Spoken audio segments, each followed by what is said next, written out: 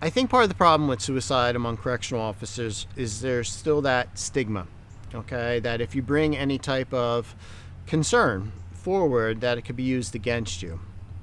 And so a lot of officers keep it bottled up inside. They don't discuss it with partners, they don't discuss it with their colleagues, and it comes out in unhealthy ways. And that's where the excessive drinking comes into play, the domestic violence comes into play, and then there's the thoughts of suicide.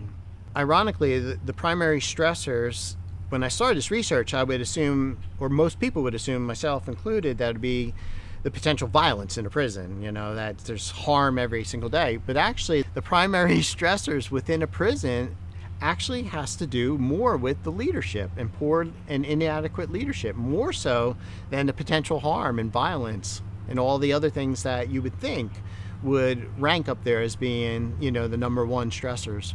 Corrections is still wearing a uniform, clean, groomed, well kept.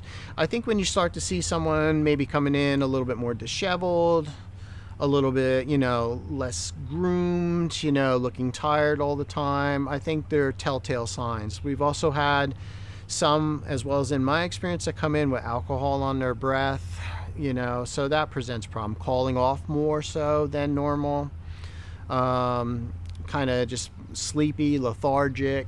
Those are kind of the signs you would want to look for. I believe that correctional agencies are in fact addressing the mental health issues amongst their employees, but I don't think they're doing enough for it. I still think that there's still that personal bias. So even though, for example, we'll get an officer help, it stays in the back of the supervisor's mind that that person needed the help. So, but that's something that unfortunately I don't think can be eliminated. I think any type of counseling approach, therapy should be off-site. I don't think anyone should know about it. It should just be the officer seeking help and maybe human resources, but not necessarily have to be, revealed to any of the supervisors.